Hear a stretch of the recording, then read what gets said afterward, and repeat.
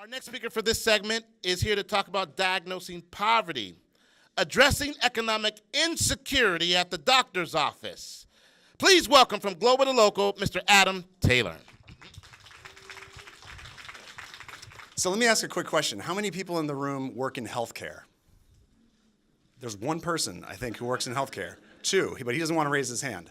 So three, okay. Well, I'm going to ask that question again at the end, and we'll see if we get a different answer.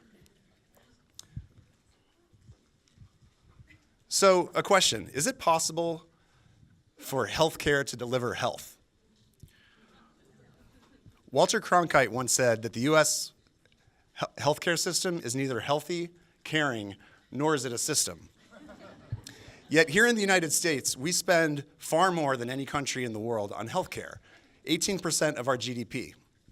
If the U.S. healthcare system was its own national economy, it would be the fourth largest economy in the world, just after Germany and right before Great Britain and France.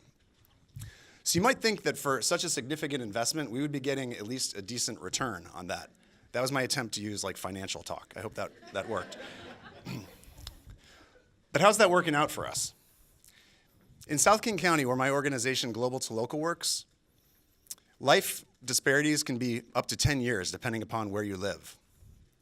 Diabetes-related deaths are 150% times higher. Teen pregnancy, 300% higher in SeaTac. And in Tukwila, 17% of kindergartners are homeless. Not really a good condition to support health. How can this be? Back in 2010, when Global to Local got started, my coworker Zainab, a community health worker, and I had the chance to sit in on a medical visit. The patient was a Haitian immigrant, and she was struggling to manage her diabetes.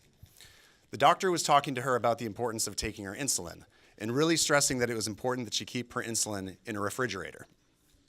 Now, the patient was nodding, seeming to indicate that she understood and that she could do what her doctor was asking. But after the visit, Zainab pulled her aside, and she asked, based on what you heard, do you feel confident that you can manage your diabetes?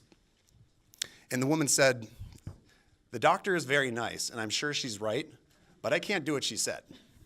I'm homeless. How am I going to keep my insulin in a refrigerator? So what does global health tell us about delivering health? This is a map that's produced by the organization Doctors Without Borders. You've probably heard of them. And I have a copy of this at home. And written across the top, it says, we look for the places where the conditions are the worst, the places where others are not going, and that's where we want to be. There's a real recognition that in a world with limited resources, we need to focus those limited resources on the places that need them most. Global health at its core is really about equity. And while this map is looking at health disparities, it could very easily be looking at other disparities.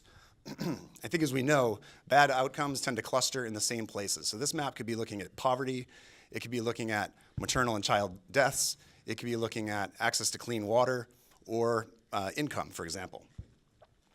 So these places don't just suffer from poor health, they suffer across the board. And this phenomenon is not unique to sub-Saharan Africa or to South Asia. These maps clearly indicate that in King County, our bad outcomes are clustered in the southern part of the county. And while health is linked to all these other social issues, we know this, most of our spending that we devote towards addressing health runs through the doctor's office. The average American only spends a couple of hours a year at the doctor's office. So if we're really going to impact health, maybe we need to look outside the clinic walls. And global health at its best can teach us something very important. They've figured this out to a certain degree, that in order to address health, you need to work on the underlying issues that contribute to or inhibit health. And a really good place to start is by asking people what they need. From 2005 to 2008, I worked for Catholic Relief Services in Madagascar, one of the poorest countries in the world. And the women you see here in this picture are from the very southern part of the country, one of the most impoverished parts of that already very poor country, a place with very limited healthcare infrastructure, or any infrastructure of any kind, quite honestly. And when CRS asked them what they needed to be healthy, they didn't talk about healthcare. There's very little healthcare there. They actually came to us with an idea. They shared with us that they were really good at producing crafts. They do really beautiful baskets and do really intricate embroidery. What they didn't have, however, was money to buy their inputs, and they didn't have a market to sell to. So with CRS, we initiated a project where we brought in a fair trade organization, we brought in a micro-lending organization, and someone who could provide technical assistance so they could improve their products to sell to this new market. And little by little, they started to improve their income. Now, at the same time, these women also have access to other services through CRS. They can work with a community health worker on maternal and child health issues or nutrition. They have access to emergency food rations during the lean season. And they can work with an agricultural specialist to improve their crop productions. So their needs are many, but only by working on them together can we ever really expect to achieve health. So what does an approach like this look like locally? In SeaTac and Tukwila, when we asked people what was making it hard for them to be healthy, they didn't actually talk that much about healthcare either. They talked about challenges with housing and transportation, economic development. They talked about the stress that comes from discrimination. And they talked about feeling like they didn't have a voice. When we asked them what they saw as opportunities, things that might help to get ahead, they had a lot of ideas. They had a lot of ideas. But the one thing that we kept hearing over and over, particularly I would say from the immigrant and refugee community, was that there was a real desire to start food businesses. Maybe they had some experience working in food in their country of origin, and they thought they could do the same thing here, but what they didn't know how to do was start a food business. So Global to Local, along with probably a couple dozen partners at this point, has formed what we call the Food Innovation Network, a collective impact effort that brings together the broad range of partners who can help people along that path to starting a business. And at the same time, we've opened a commercial kitchen in Kent. I encourage you to go and have lunch there. Project Feast, our partner, is running that. That kitchen is used for workforce training in the morning, and in the afternoon, people who are looking to start a business can come in and get support in the kitchen and also help with things like getting loans, getting their food handler's permit, et cetera, et cetera. So, I mean, this really starts to look a lot like what we were doing in Madagascar.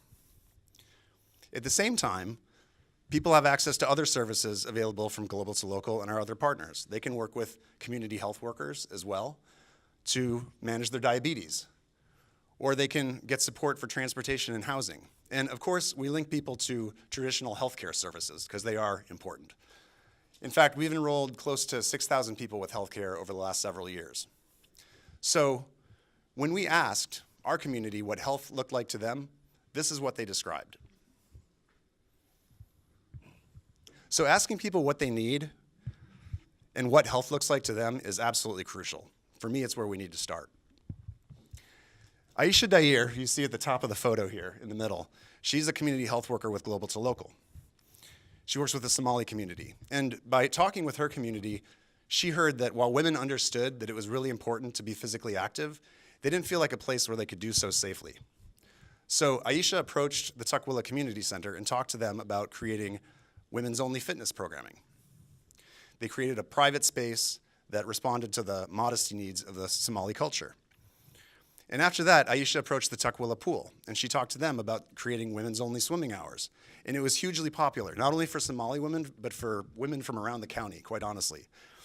It wasn't popular with everybody, though. In fact, someone in Tukwila filed a human rights complaint with the state, claiming that it's hard to even say this. Their human rights had been violated because they couldn't use the pool for those couple hours a week that had been reserved for women. So the Tukwila City Council, yeah, you're allowed to boo at that part if you want to. That's the only part though, okay? So the Tukwila City Council decided that they were gonna hold a hearing about this just to learn more. And Aisha, and probably all the women you see in that photo, and many others came to City Council and probably spoke for the first time in front of elected officials about why this was such an important program to them. And they kept City Council there till after midnight.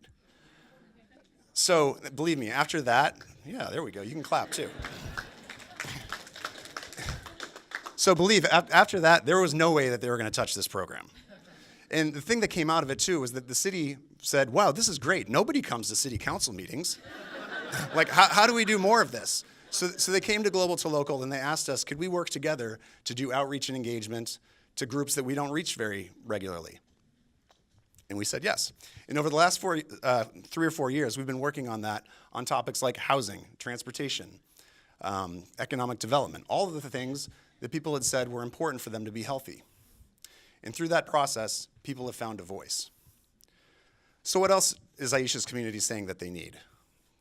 Well, economic development has always been at the top of the list. And so we've listened and we're responding.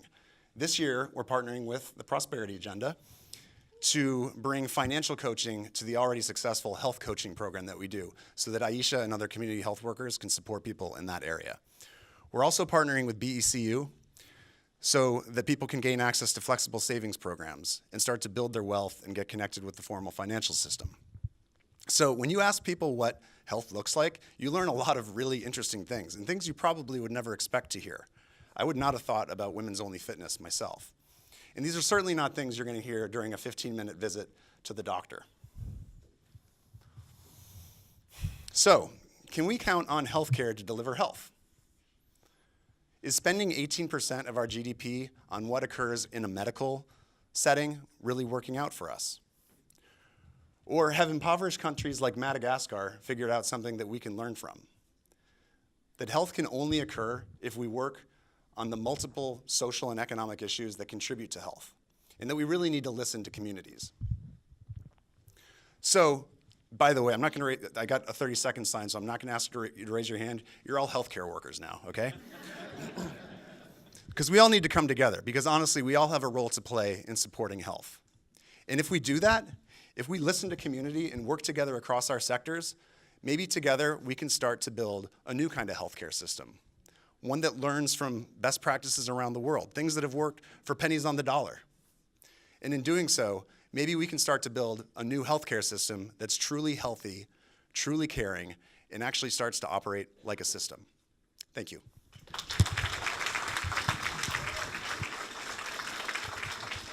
Thank you. Awesome.